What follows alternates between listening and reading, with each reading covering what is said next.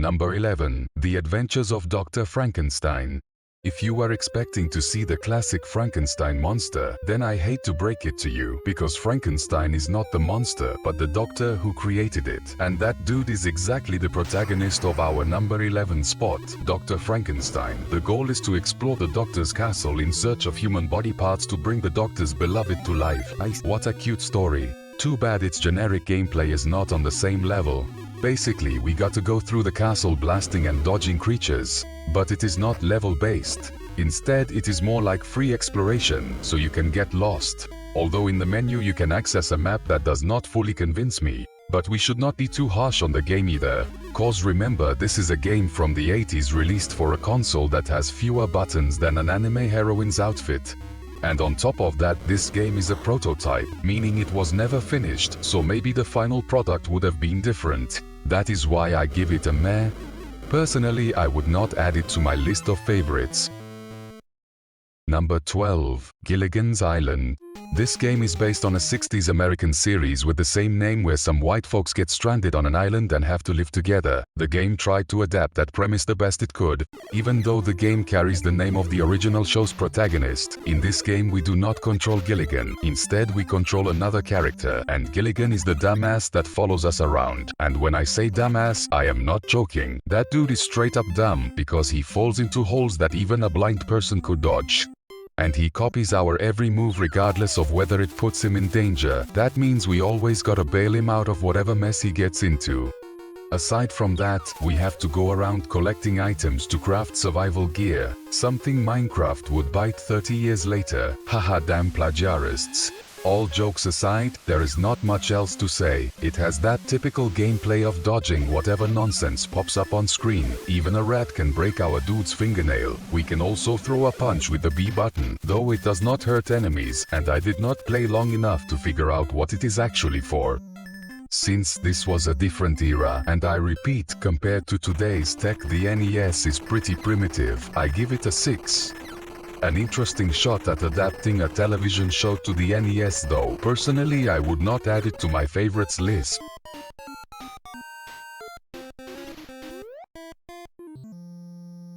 Number 13. The Adventures of Lolo Smart. I mean Lolo. In this game we control Lolo, a mad cute little blue ball who has to rescue another mad cute little pink ball named Lala. As you can see, this is a game that promotes toxic masculinity, cause besides representing the male with blue and the female with pink, we also gotta go save the princess who got captured by the evil villain. Super cancelable nowadays. Alright, jokes aside, this is a puzzle game where we gotta solve various puzzles to open a chest. It is real creative with the puzzles, cause the enemies are not just something we gotta avoid, but we actively gotta use them to get past some puzzles. Good game for real. I was playing it for a good while and managed to get to this level. Let's see if you all can get further. I want to take this chance to quickly present number 14 cause it is the second part of the Lolo adventures. But the game is just a level expansion, and that is it. It does not add new mechanics or anything like that, so I am bringing it up briefly to avoid repeating myself. For my rating, I give both an 8. Not bad. Number 15. The Adventures of Lolo 3. The last entry in the trilogy, this is the only one that adds new mechanics, so it deserves a slightly longer presentation. Although its core gameplay stays like the previous entries, they just try to make it a bit more epic by giving you the chance to walk alongside Lala into the levels. If you are wondering if you can play as Lala, well, I do not know, I did not get that far, since I do not have an IQ above average to have gotten there quickly. And since I was playing the previous two joints for a while, I was already a bit fed up anyway. It is a good game to cop for the favorites. I give it an 8. Number 16. Eijina no Yogen Baru Baru no Rezensu Yori. A Japan-exclusive joint, they try to innovate with platforming gameplay mixed with some adventure and RPG elements. At first I did not really understand the goal. I was just jumping around headbutting the platforms thinking I had to activate all of them. Then I realized that if you hit a platform twice, a couple of projectiles shoot out in both directions that can take down enemies. Later I noticed there is a chance that when you defeat an enemy, they drop a key that you can use to open a chest, which gives you some stars. So from what I figured, we gotta collect those stars. In this game, when it comes to jumping, you need more precision than an Hispanic mom has with her flip-flop to hit certain platforms, because we do not have a very wide jump arc and it has to be calculated real good. Some nerds will say it is skill-based, others will say it is mad tedious. I leave that to personal taste. Later we can bump into this NPC that looks like a Buddha, but I do not know how you are supposed to interact with them, since I do not speak otaku. Oh well, on the NES most games are easy to figure out even if you do not know the language. But in this one, if you do not get Japanese, it is gonna be tough to advance. Basically impossible, since I have zero clue what I am supposed to do here. Overall the game is well made, but for my taste I would not add it to my favorites. I give it a 6.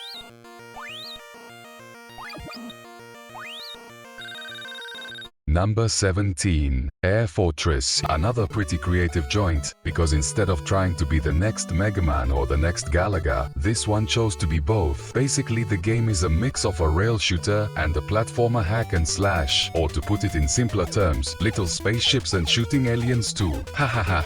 I played it for a good while and I found it fun. This joint is perfect if your brain is fried from watching too much Skibidi Toilet, because it gets straight to the point. No intro, no nothing. It had me rolling, because at first I had no clue what the hell the shape of the ship was, but when I got to the fortress entrance I realized it was our astronaut using some kind of weird jetpack.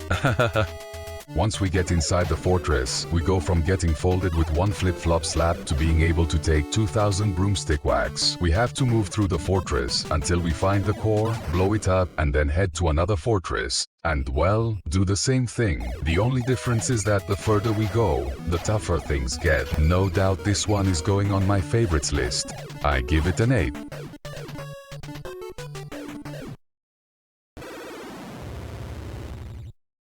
Number 18. Airball. In this game we control a dummy, who for some reason got turned into a gym ball. We gotta move through the map to find a spell book and turn him back to normal or something. Trippy stuff. But that is what makes things fun. If it was not for the controls being worse than traffic in India, my god, the isometric perspective does not help at all to figure out which direction to press. If we press up from our view we move right, and if we press right we go down. The solution is to hold the controller like a cross shape so it will not confuse you as much. It also does not help that this game is timed, meaning that as time passes our ball loses air, and when it hits 0 it explodes.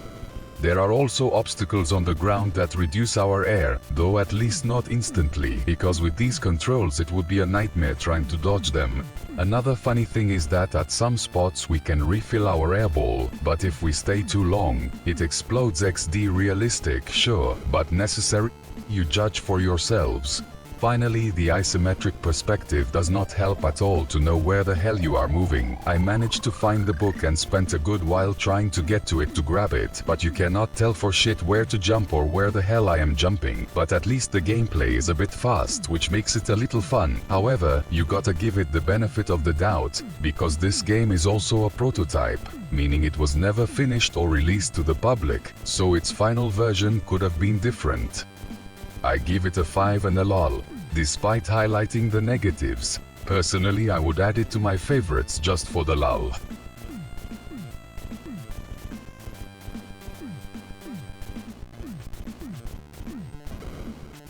Number 19. Aladdin.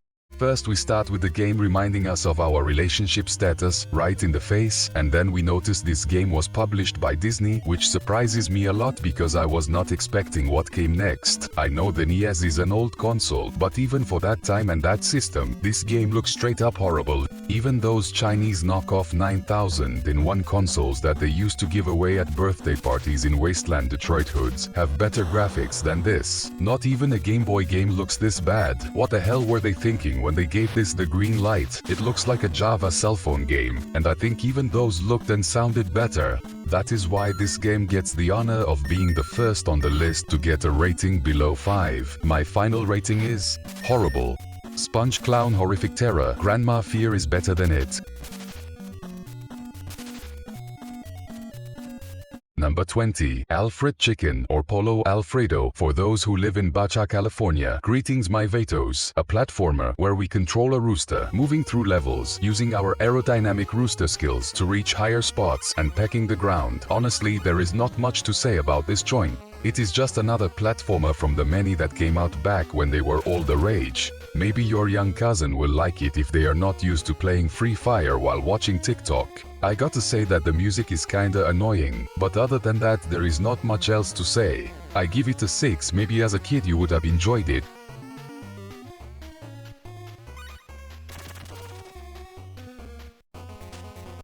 Alright crew, that is all for now. If you managed to make it this far, that means you are a real Chad with over 130 IQ who still has their brain intact from TikTok. Congrats, you just earned yourself an NFT. Hold on to it, maybe it will be worth $1 million in the future. Of Zimbabwean dollars. Remember to eat your fruits and veggies, drink plenty of water, brush your teeth real good, and say a prayer to the little angels before hitting the sack. Peace out and I love y'all very much.